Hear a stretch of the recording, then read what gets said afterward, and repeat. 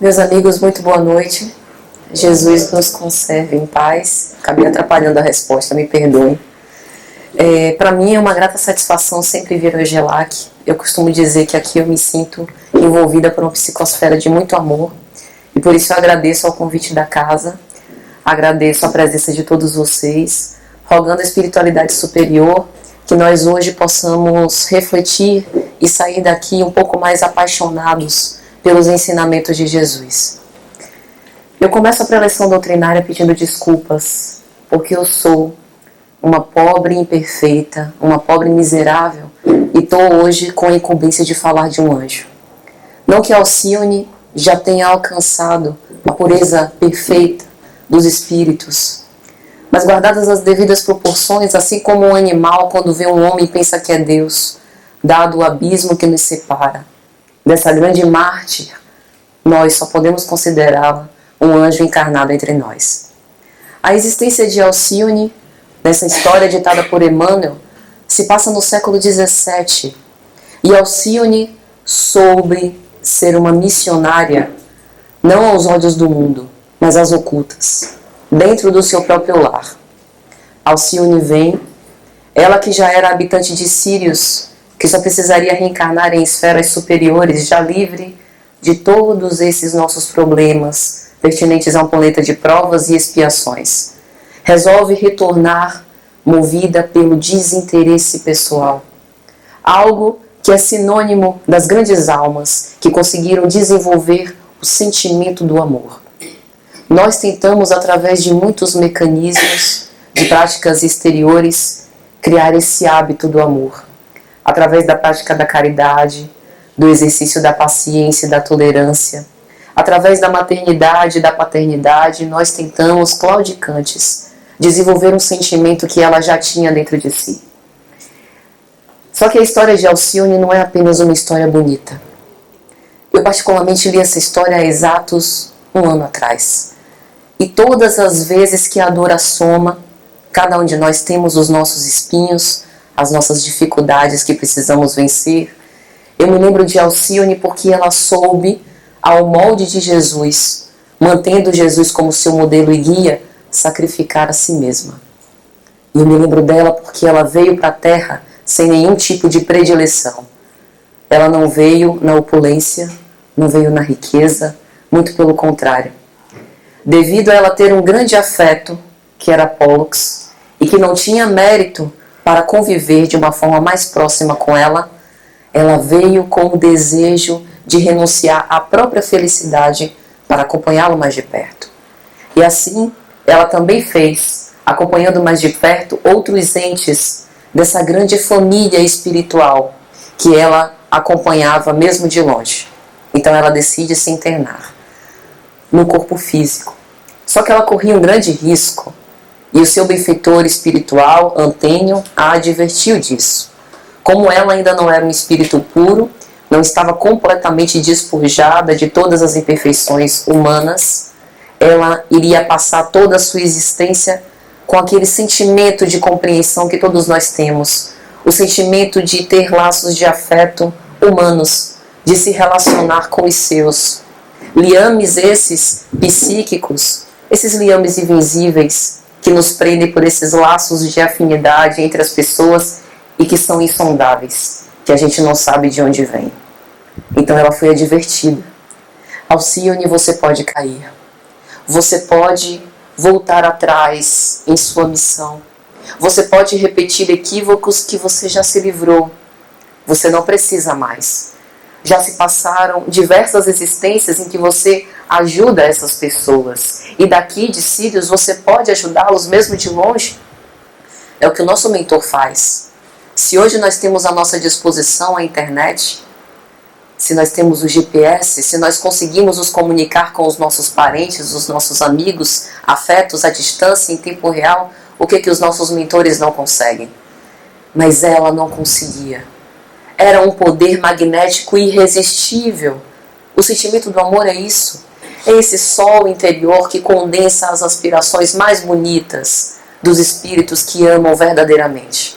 Ela não conseguia ser plenamente feliz, mesmo vivendo nas blandícias de paz das esferas superiores, porque os seus afetos ainda estavam na retaguarda.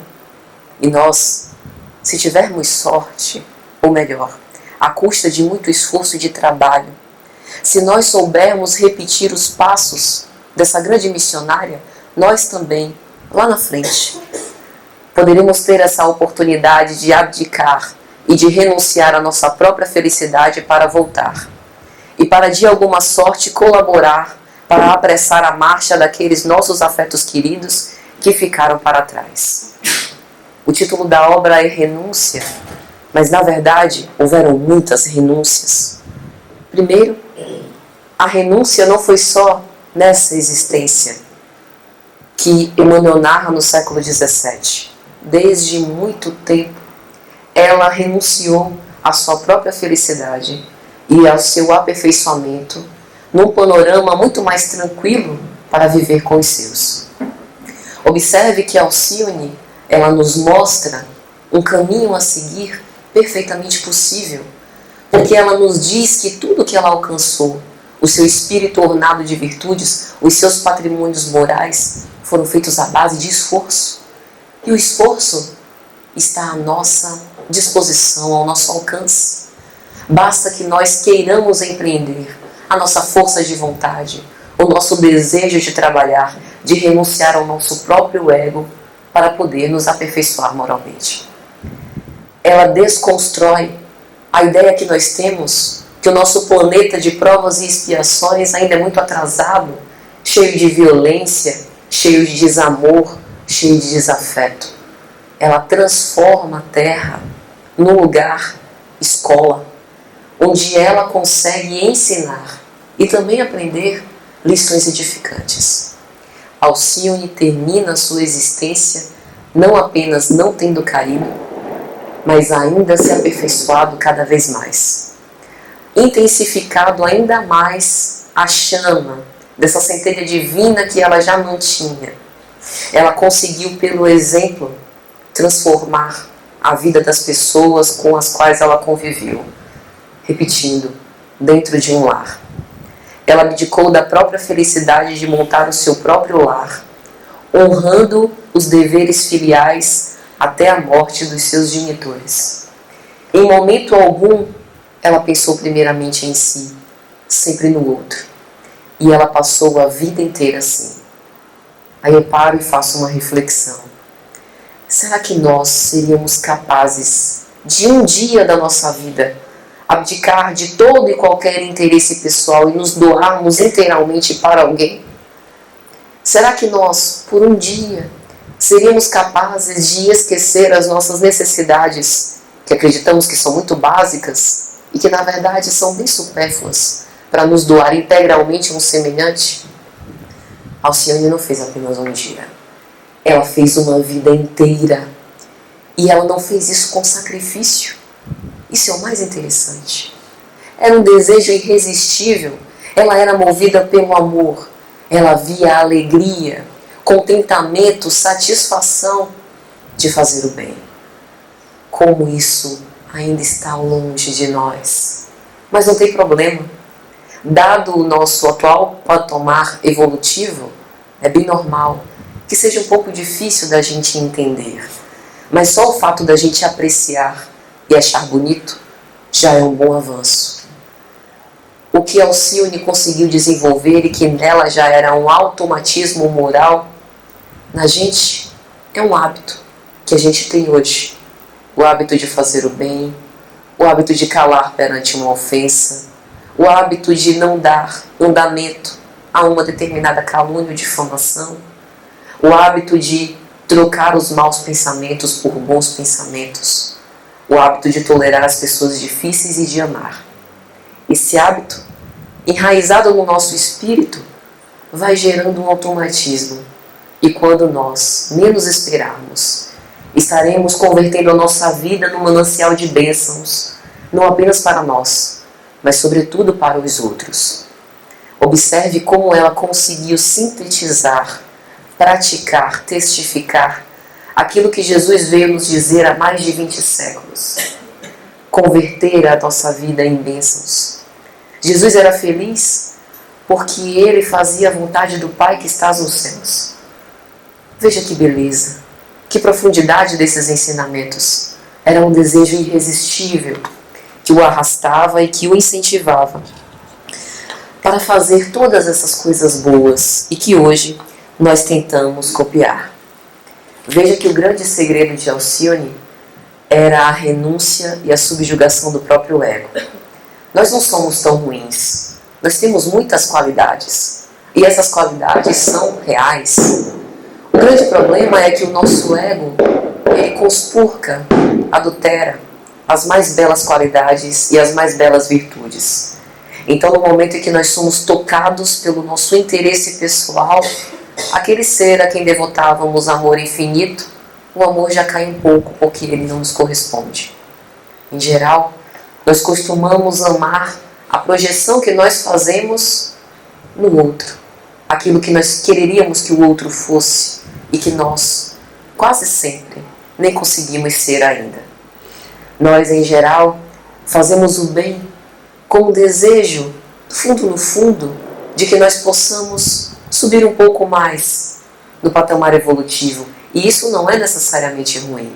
O problema do interesse pessoal é quando eu transito ainda na superficialidade das emoções e penso em benefícios materiais. Se eu estou fazendo bem com o interesse de evoluir, é um bom interesse pessoal. Mas observe que o que Alcione nos ensina é que o completo esquecimento de nós mesmos é essa força de vontade, essa intelectualidade que vai nos fazer desenvolver, as verdadeiras virtudes. E essas virtudes são esses patrimônios imorredouros do espírito. Ela tinha, portanto, uma superioridade da natureza espiritual sobre a natureza material. Allan Kardec vai explicar isso em O Livro dos Espíritos. Ele vai perguntar: então significa que o homem encarnado, ele tem duas almas? Uma alma dita animal, mais instintiva, que está relacionada com o seu instinto de conservação, com a preservação da própria vida, e uma alma espiritual, através da qual ele se conecta com os ideais superiores? E a espiritualidade vai dizer que não, que são duas naturezas, e que cabe ao homem, ao exercício do seu livre-arbítrio, da sua força de vontade, reforçar cada vez mais a sua natureza espiritual em detrimento da sua natureza animal. Viver na vida, cumprindo os deveres impostergáveis que nos foram impostos, seja dentro da família, seja no nosso trabalho, seja na sociedade. Porque nós não vamos evoluir nos monastérios, vivendo uma vida puramente sacerdotal. Nós vamos evoluir no contato com o outro, nos suportando uns aos outros. E as renúncias de Alcione passam por tudo isso. Em primeiro lugar, a grande primeira renúncia dela, ela tinha um grande afeto, um afeto muito caro ao seu coração, cujo contato e convívio, cujo laço de amor se perde na noite escura dos tempos. E devido à falta de virtude, à falta de merecimento de Pollux, ela se interna, convive com ele, mas ele houvera feito um voto sacerdotal. Portanto, ele estava preso ao celibato. Eles não podiam se consorciar. Ela não deixa de amá-lo. Ela não deixa de se perturbar quando o encontra na terra. O seu coração bate mais forte. Ela sente a sua pele ruborizar. É o sentimento do afeto correspondido na sua alma afim. Mas havia ali uma lei maior que ela não poderia violar. Ele tinha um voto sacerdotal. Ele precisava cumprir o celibato. E ela tinha os seus deveres filiais para com os seus pais. Observe que cada um de nós temos os nossos pais. E ainda assim, nós formamos a nossa família. E isso é muito lícito. Mas ela optou. Ela optou uma renúncia completa. Uma dedicação exclusiva. Porque ela sabia que isso era importante. Ela trazia nas marcas da sua consciência espiritual que essa dedicação completa seria importante para o avanço dos seus afetos queridos. E essa renúncia é uma renúncia bastante difícil. Observe que ela se saciava nessa aparente solidão, no amor profundo que ela nutria a Jesus. Ela soube entregar o seu coração a Jesus. Por ser um espírito elevado, por já ter esse sentimento do amor como seu patrimônio íntimo e bem desenvolvido, ela não era insensível. Muito pelo contrário. As grandes almas, elas têm uma sensibilidade ainda maior em relação a essas necessidades afetivas. Mas havia uma ética por trás. Havia uma lei moral que cumpria respeitar. E isso é a virtude. Acima das minhas necessidades, acima dos meus anseios juvenis. A quem eu amo primeiro? Amo o meu próprio ego, a necessidade de atendimento das minhas paixões? Ou eu amo a Jesus, a esse ideal superior que eu desejo me entregar? Observe que as paixões, elas não são necessariamente ruins. Alcione era movida por uma grande paixão. A paixão de se aperfeiçoar e de ajudar os seus a apressarem essa marcha ascensional. Allan Kardec vai dizer no Livro dos Espíritos que as paixões são como um cavalo. Quando o cavalo está bem dominado, eu consigo fazer com que ele seja muito útil para as atividades que eu coloco para que ele execute. Mas quando o cavalo é desgovernado, ele provoca muitos prejuízos. Assim também conosco. Nós somos espíritos passando por uma experiência física. E qual o grau de aproveitamento que nós temos tido em relação às nossas experiências? Os tropeços, os escolhos, são normais. São perfeitamente compatíveis com o nosso patamar evolutivo. E eles não são importantes. O importante é o que eu faço e as conclusões que eu tiro após as escolhas que eu fiz. O importante é o que eu aprendo depois das escolhas que eu fiz e o que aquilo vai me fazer evoluir e vai me fazer melhor. Que conquistas eu tive de sentimentos ao passar pelas experiências que eu passei. Nós podemos transformar um planeta de provas e expiações, uma existência extremamente difícil, numa existência missionária. Foi isso que Alcione quis nos mostrar com o seu grande exemplo. Ela soube se doar, e no momento que ela se ofereceu para testificar essa comunhão perfeita com as leis divinas, com obediência, com resignação, com abnegação, com devotamento, o que ela nos mostra é que através do trabalho nosso, um trabalho íntimo, um esforço próprio, nós podemos evoluir, sem sombra de dúvida. E tudo isso, não porque é bonito ser bom, mas porque nós podemos extrair verdadeiras preciosidades e verdadeiros tesouros de lágrimas de renúncia e de sacrifício. Quantas vezes nós, na solitude, seja na juventude ou já na idade senil, quantos viúvos, quantos órfãos, desamparados, sozinhos, quando nós saímos um pouco da nossa dor e vamos procurar a dor alheia para oferecer-lhe um bálsamo, para oferecer-lhe um lenitivo, saímos melhores. É a mágica do amor. Quanto mais a gente divide, mais esse amor se multiplica. Quando eu saio da minha solitude e faço a felicidade de um órfão que nunca teve uma festa de aniversário, e nós vemos aquele sorriso iluminar um rostinho que antes só tinha experimentado a tristeza e a angústia de uma vida de desamparo, eu me sinto feliz, porque eu passo a reconhecer um patrimônio que eu carrego dentro de mim. Eu sou capaz de causar a felicidade no outro. E isso é um orgulho maravilhoso.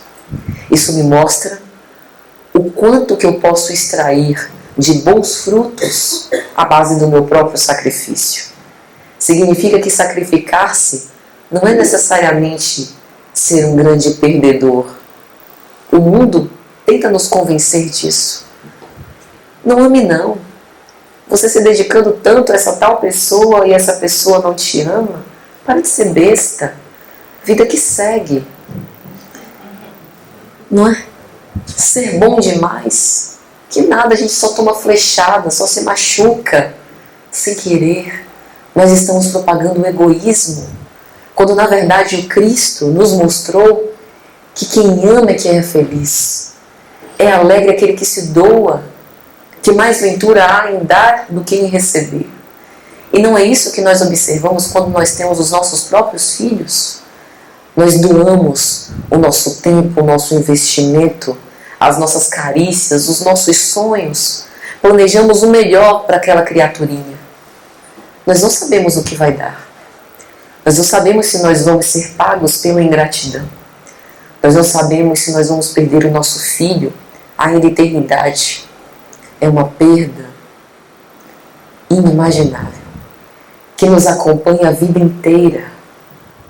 Mas nós não estamos preocupados com isso. Nós estamos mais preocupados em amar. Essa é a magia do amor. Uma despreocupação, uma falta de raciocínio até, para que nós sejamos impulsionados por esse desejo irresistível de espraiar esse sentimento e de desenvolver esse sentimento. Foi isso que Alcione ensinou. A grande missão dela começa antes mesmo dela se internar no corpo físico.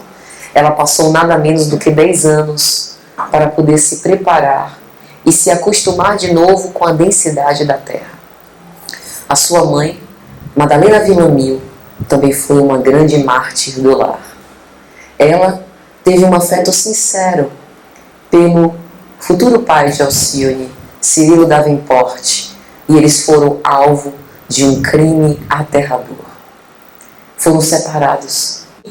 Sofre o opróbrio da pobreza.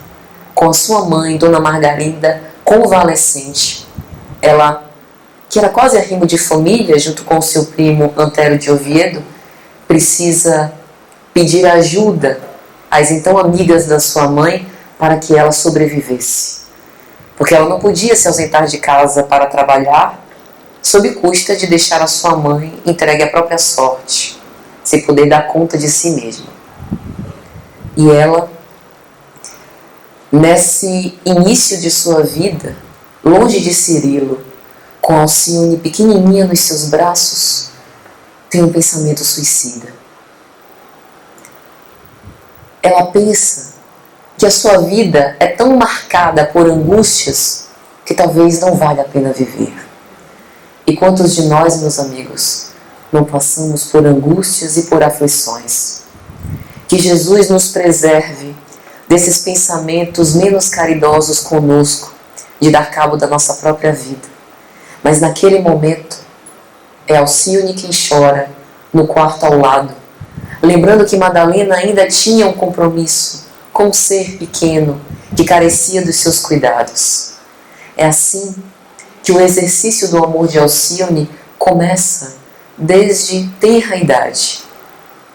Antes até de reencarnar, acompanhando a mãe, fortalecendo-a em todas as suas dificuldades, a fim de que ela pudesse se internar de novo no corpo físico e pudesse compartilhar todas essas suas virtudes e todas essas suas esperanças com os seus afetos mais amados.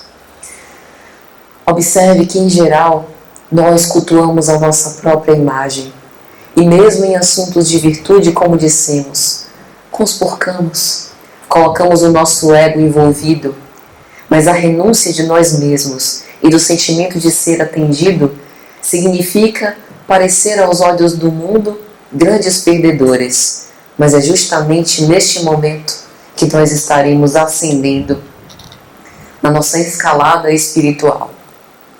Alcione soube se despreocupar em relação aos holofotes do mundo. Ela soube se dedicar de forma devotada e abnegada. E quando a sua mãe mais precisou, quando ela já estava crescidinha, uma moça, lhe aparece na porta da sua casa um pequeno menino recém-nascido, deixado por alguma mãe que não podia dar conta daquela criança. Anos antes, Antero de Oviedo, seu primo, completamente apaixonado pela mãe de Alcione, Madalena Villamil, houvera morrido em dolorosas circunstâncias. Antero de Oviedo, que em parceria com uma outra moça, Susana, houvera cometido o maior crime contra Madalena Villamil, houvera desencarnado e deixava Madalena numa situação de extrema pobreza. Ele volta à pátria espiritual, é recebido pela mãe de Madalena, Dona Margarida, já desencarnada, que tem uma conversa de pé de orelha com ele. Meu filho, você nasceu num lar em que nós te abraçamos e te recebemos como se você fosse o nosso próprio filho. Como é que você tem coragem de assinar um contrato e de assinar essa trama contra a sua irmã, contra a Madalena?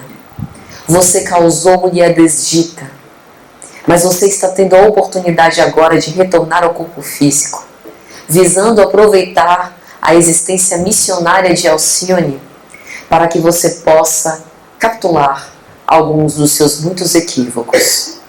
Você vai voltar, ou melhor, você vai ter que voltar, agora numa encarnação expiatória, tendo no corpo físico algumas deficiências essas que foram marcadas por atos que você cometeu, a nossa própria revelia. E então, essa criança que aparece por um desses motivos que a ciência não explica e que a razão não consegue discernir, essa criança vinda da vida aparece na porta de Madalena Villamil com uma reencarnação compulsória do seu próprio primo Antero.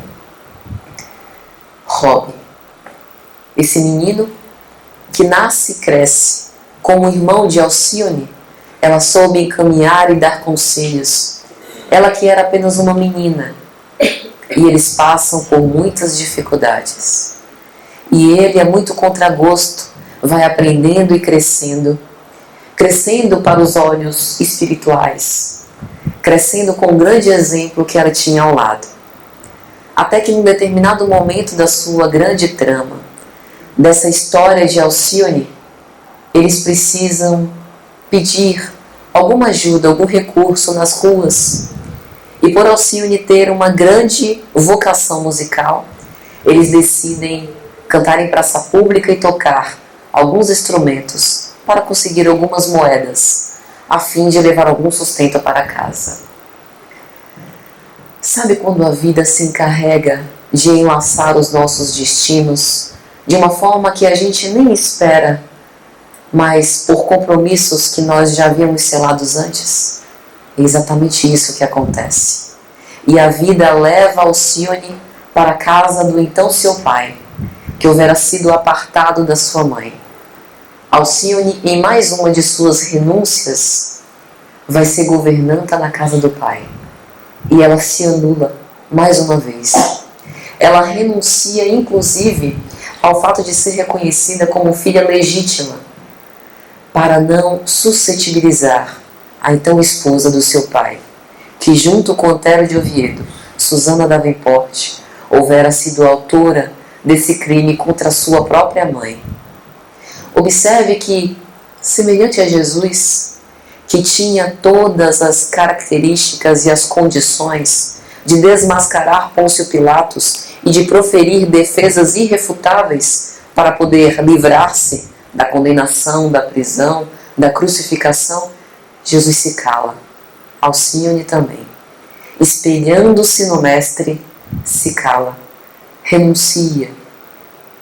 E nós ficamos nos perguntando, a troco de quê? A troco de quê, minha gente?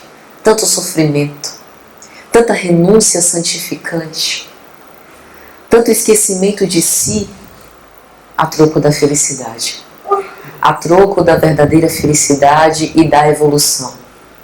Isso porque Alcione já estava disposta a cumprir aquilo que o apóstolo Paulo dizia em suas epístolas. Lembram? O amor é sofredor, é benigno, tudo sofre, tudo crê, tudo espera, tudo suporta. Será que nós estamos dispostos a viver o amor tal qual o apóstolo Paulo já nos narrava? Esse amor sublime? A relação de Alcione com esses afetos bem-queridos, dessa história que se narra no século XVII, vem desde o século II depois de Cristo. Numa outra obra de Emmanuel, 50 anos depois, Carlos Clenaghan, que é este amor de Alcione, ela também se encontra com ele nesse tempo. Ele como o escravo Ciro, ela como a doce Célia, que mais tarde vai se tornar Santa Marina. Eles houveram se encontrado e era um amor impossível. Ela uma patrícia romana, ele um escravo, que mais tarde vai ser liberto.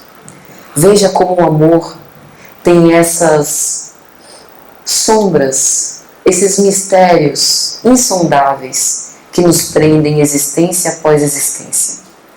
Veja como as nossas relações, como as nossas afinidades e antipatias na nossa atual vida se perdem nessas tramas e nessas cenas ao longo dos tempos. Alcione soube preservar e soube fazer todas essas pequenas renúncias em prol desse sentimento que ela já houvera atingido. E em O Livro dos Espíritos, no capítulo 12, quando Allan Kardec vai falar sobre perfeição moral, ele explica de onde que nasce esse grande desinteresse pessoal. Allan Kardec vai perguntar à espiritualidade superior: por quais sinais, a não ser os defeitos e os vícios, nós podemos notar as verdadeiras impurezas da alma? E a espiritualidade vai lhe responder: nós podemos verificar, sem contradita, pelo nosso grau de interesse pessoal. Observe que se nós fizermos uma análise fria com respeito às escolhas que temos feito, temos depositado o nosso grau de interesse pessoal nas nossas relações. Por que nós estamos aqui hoje, ouvindo esses ensinamentos que são de Jesus e tentando refletir sobre as verdades eternas? Provavelmente porque nós temos alguma vontade, alguma necessidade de nos conectarmos com esse ser essencial que nós somos, porque nós estamos querendo reforçar essa vivência espiritual para os ideais superiores que na nossa correria do nosso dia a dia, quase sempre a gente acaba esquecendo. Que nós possamos preservar essa intenção de viver para esses ideais superiores na relação com o outro. No momento em que eu me relaciono com o outro e que eu sou convidada a exercitar a paciência, eu exercito a maior de todas as virtudes através da caridade moral. No momento em que eu tento evitar explodir num rompante de agressividade, afligindo o outro, ferindo, magoando, mexendo com a suscetibilidade dele, eu começo a experimentar essas pequenas renúncias e a alcançar esse grau de desinteresse pessoal que mais tarde vai me fazer herdar a verdadeira virtude. Observe que nós vamos alcançando esse desenvolvimento através de um contato muito humano. E é por esse motivo que nós estamos aqui. Nós estamos num planeta de provas e expiações, vivendo juntos, porque o nosso objetivo é evoluir, aprendendo uns com os outros. A convivência com o outro me ensina. Alcione o tempo inteiro aprendia e ensinava. No momento em que no Evangelho do Lar, ela pegava uma frase evangélica e começava a desenvolver a sua própria prédica, ela costumava mostrar que é através desse alimento da alma, do pão da vida, como dizia Jesus, praticado e testificado no nosso dia a dia, que nós vamos internalizando estes ensinamentos que Jesus há mais de 20 séculos veio nos testemunhar.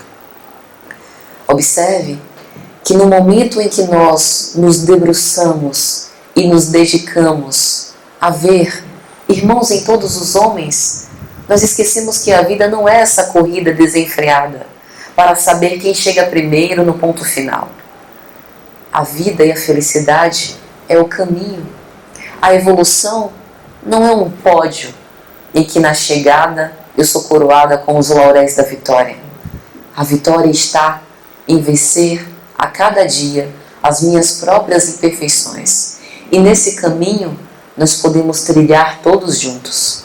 Aqueles que avançarem mais rápido provavelmente sentirão a necessidade.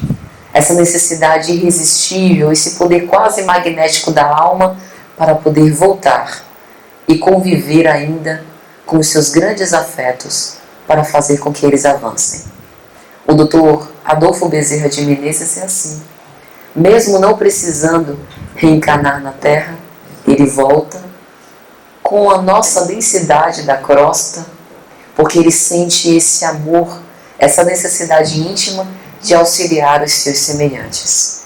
E nós temos essa oportunidade, dentro das nossas atuais condições, dentro das nossas necessidades, com as nossas muitas imperfeições, nós temos as condições perfeitas, as condições ideais para evoluir. Há muitos de nós que esperamos o grande momento. Esperamos o momento em que vamos ganhar um grande prêmio, que vamos herdar um grande valor monetário. E prometemos que a partir desse momento doaremos tudo aos pobres, tal qual São Francisco de Assis, que abdicou da sua fortuna para viver com os pobres.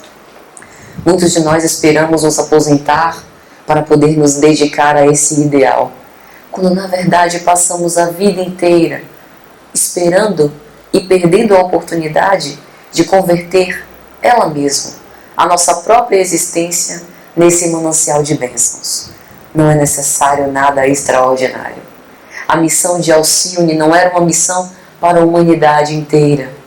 Era uma missão silenciosa, às ocultas, dentro da sua própria casa, tolerando uma criatura que, devido aos rompantes de maldade, aos crimes hediondos que cometeu, Susana Davenport, sua então madrasta, ela soube renunciar ao desejo de vingança, um desejo que muitas vezes nós carregamos, nascidos em uma mágoa injustificável, porque alguém nos feriu e nós, por termos um apreço muito grande à nossa própria imagem, nos magoamos e arrastamos essa suscetibilidade ferida, existência após existência, e daí que surgem os graves tramas de ódio, as obsessões tão difíceis de se deslindar. É por isso que a cura de tudo isso é o amor.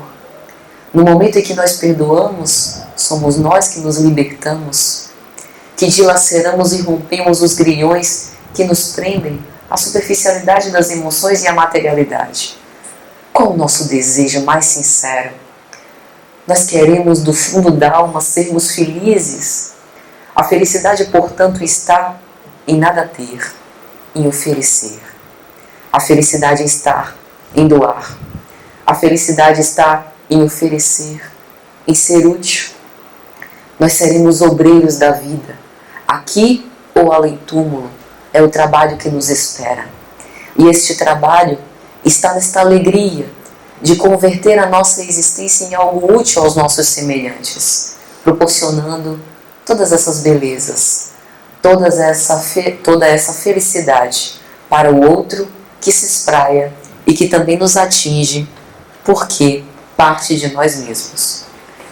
Observe que o apóstolo Paulo, ainda nessa epístola sobre o amor, ele costuma dizer que o amor nunca falha. Se o amor nunca falha, onde a justiça, com respeito a existências que são tão sacrificantes, com respeito a esses mártires do Evangelho e outras existências que são tão felizes, que vivem na opulência, que têm à sua disposição a riqueza e a aparente felicidade. O amor nunca falha, porque o amor é um meio e um fim em si mesmo. E quando nós devassamos toda a eternidade, quando nós compulsamos as existências anteriores e vemos também as futuras, nós vemos que aquele que vence foi aquele que mais amou. Se Alcione estivesse aqui entre nós, ela provavelmente olharia para nós e diria: está chorando? Sofrendo? Você acha mesmo que a sua dor é uma dor lancinante? Há mais corações que sofrem, assim como você. Há corações que padecem além das suas dores. O próprio Cristo, puro, entregou-se qual Cordeiro de Deus para ser imolado, para nos provar que há vida após a vida. Foi naquele momento que Ele nos livrou dos nossos pecados, não de uma forma miraculosa, mágica. Nós precisaremos nos retratar perante a lei em relação aos equívocos que cometemos, mas Ele nos deu algo que é um trunfo, que é uma chama de esperança que vai nos acompanhar até o fim da existência. Você está fadado ao progresso. Você é arrastado pela evolução. Você tem jeito. E se hoje você tropeça, não tem problema. Amanhã um novo dia vai raiar. Uma nova oportunidade vai nascer para que você faça diferente. Observe como Cristo tratava as pessoas. Vai e não tornes a pecar. A tua fé te curou. O Cristo incentivava e estimulava o amor à autonomia, nos colocando a responsabilidade com respeito aos nossos próprios atos. Nós fomos nascidos simples e ignorantes, mas com todos os potenciais da alma. É como se no nosso espírito tivesse marcado todo o genoma das virtudes, o código genético e o potencial para que nós possamos desenvolver todas elas. Basta o esforço da vontade. Leon Denis, na obra O Problema do Ser, do Destino e da Dor, costuma dizer que a vontade é a maior de todas as potências. E nós estamos empregando a nossa energia e a nossa vontade em quê? Veja que coisa interessante. Ciro, na obra 50 anos depois, apresenta a Célia o cristianismo. Ciro foi martirizado. Ele volta 17 séculos depois, junto com Alcione, numa nova existência. Ela, vindo a título de missão, já tendo passado por todas as circunstâncias que deram a ela a possibilidade de viver em esferas melhores, mas ela decide renunciar e voltar. Ele vem com a presença dela, mas sabendo que não podia se consorciar, porque ele havia tido o voto do sacerdócio. Ao encontrá-la, ele quer abandonar tudo. Ele decide largar a igreja e ela diz não. Observe que ela, mais que nunca, mais que tudo, o amava verdadeiramente, mas ela renuncia ao desejo de ser atendida porque sabia que para ele seria melhor se manter no sacerdócio. Ele iria se santificar através de uma experiência de devotamento e abnegação. Não que os sacerdotes sejam santos, mas ele tinha essa oportunidade de, através do celibato, crescer mais aos olhos de Deus. Ela se aparta dele, vai morar numa cidade distante e ele se desespera. Veja como nós somos reforçados pela nossa família espiritual, por esses afetos. Veja como o amor é essa força que, sem que nós percebamos, acaba nos sustentando nos momentos mais decisivos da nossa vida. Carlos Clenaghan nem parecia o Ciro de séculos atrás. Fica completamente desnorteado. Abandona tudo. Procura, já que estava deslindado dos compromissos sacerdotais, para se casar com ela. E ela diz não de novo. Não por não amar, mas porque ela houvera se dedicado e votado o compromisso de cumprir os seus deveres filiais até o fim dos seus genitores, até a morte deles. Eles morrem, ela se livra daquele compromisso e o procura. E finalmente eles vão ficar juntos? Não. Ele houvera se casado com outra mulher. E ela, ao contrário de ficar magoada, tenta ajudar porque ele estava passando por dificuldade no casamento. Veja que anjo. Múltiplas renúncias. Ela vai e se interna. Vai ser freira, carmelita. Alcione passou a vida inteira renunciando à própria felicidade. No momento em que ela consegue cumprir com louvor todos os seus compromissos filiais e que finalmente pode ser feliz, ela decide converter a sua vida em mais bênçãos para mais pessoas. Se dedica aos órfãos, se dedica aos idosos que não têm mais família, se dedica a Jesus. E nós, meus amigos, com a nossa família, com os nossos compromissos, que temos condição de nos dedicar a Jesus, mantendo todos esses elos, muitas vezes nos esquecemos dele. Que nós possamos lembrar sempre de Jesus em todos os atos da nossa vida. Mas a história dela não acaba por aí. Carlos, longe de Alcione, longe daquele anjo na sua vida, houvera depositado toda a sua agressividade, a sua mágoa, o seu desejo de incompreensão, sendo um inquisidor da Santa Igreja Católica. Ela, por conta de uma desavença com um dos seus superiores, é presa. E quem é o juiz? Carlos. Ele foi o grande algoz do grande amor da sua vida. E ele não se perdoa. No momento final, eu estou aqui contando todos os spoilers da obra, né? Mas leio a obra porque tem detalhes que eu não consegui falar que você não... No momento final, no momento derradeiro da morte, em que ele a reconhece, ele tem um grande choque. Era o choque que faltava. Ele passa séculos errando em existências, umas como déspota, umas como tirano, outras como cristão, quando ela estava perto. E naquele momento em que ele vê que ele foi o grande culpado da martirização do seu afeto mais querido, ele decide se converter. E a partir daquele momento, ele também passa a uma transmutação de plano, passa a abraçar esse ideal de Jesus e a viver de uma forma completamente desinteressada, também fazendo as suas próprias renúncias. Mas o que é que toda essa história quer nos dizer? Quer nos dizer que doar-se vale a pena. O amor sempre vale a pena.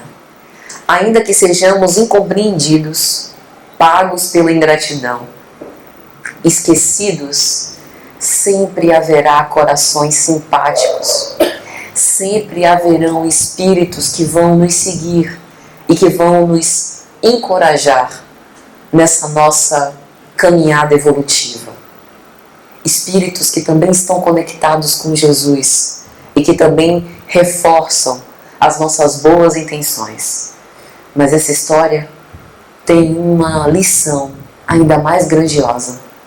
Significa que nós podemos, a qualquer tempo e hora, empregar a marcha que quisermos na nossa vida. Se nós analisamos a nossa vida hoje e percebemos que ela não está no prumo certo, cabe ao nosso esforço, ao nosso trabalho, ao nosso querer mudar e alinhar a nossa bússola, a bússola de Jesus. Está ao nosso alcance. A qualquer momento que nós quisermos mudar e converter a nossa vida em bênçãos, nós temos essa possibilidade. Não há condições perfeitas. Não há planeta perfeito. A hora é agora. Observe que nós hoje estamos encarnados na Terra e nós não sabemos, na próxima encarnação, para onde nós iremos.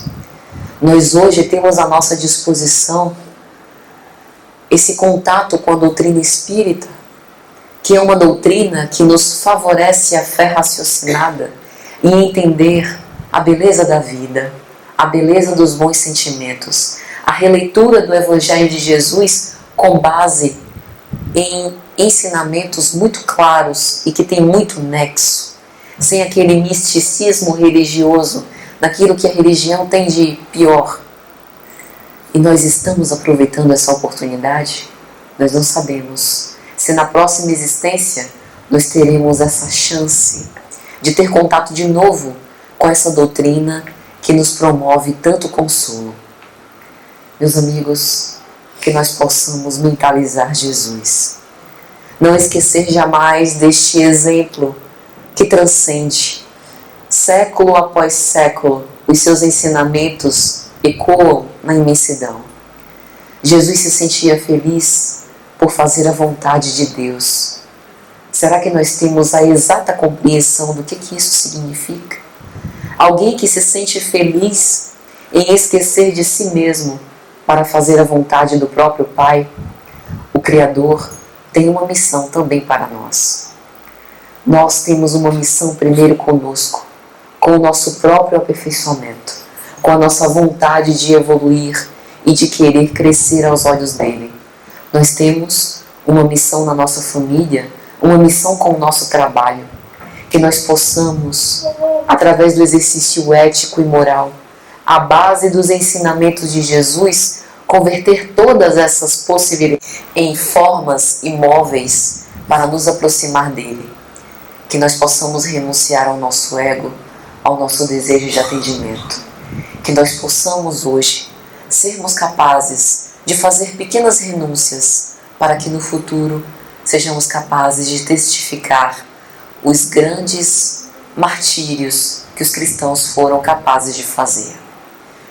Que Jesus nos encoraje, nos ilumine e que nos abençoe com a sua santa paz. Muita paz a todos.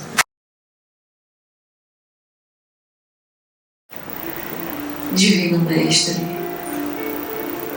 nós estamos aqui diante de vós, Senhor, oferecendo nosso coração. Vós que sabeis de todas as nossas dores e padecimentos, de todas as nossas necessidades, nós os rogamos, Mestre, que ainda somos enfermos e aprendizes do vosso Evangelho. Vem nos curar.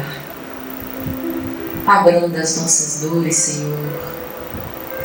Encoraja-nos, a fim de que nós possamos trabalhar em prol do vosso nome, em prol dos vossos ensinamentos. Vem ter conosco, Senhor, caminhando lado a lado como o nosso melhor amigo. Ensina-nos a caminhar pelas veredas da justiça. Abençoa-nos com a vossa santa paz, a fim de que nós possamos sentir a alegria que só aqueles que conseguem se conectar com o vosso coração são capazes de sentir. Dignai-vos, Cristo, de manter conosco os vossos emissários, a fim de que nós possamos todos evoluir juntos, caminhando para o vosso santo coração. Obrigado, Senhor, por mais essa oportunidade e auxílio. Que sejais para sempre louvado e que o vosso nome ecoe por toda a eternidade, hoje e sempre. Que assim seja.